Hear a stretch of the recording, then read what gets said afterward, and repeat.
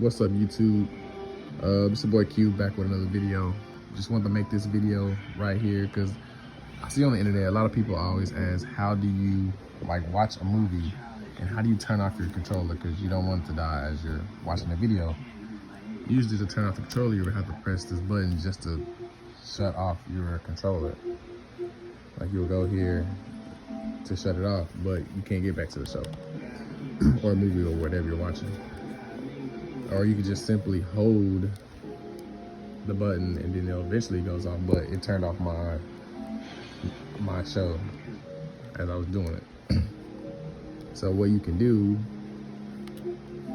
let's say you're watching a movie, you'll hold the button and just simply go back to the show as you're still holding the button, and eventually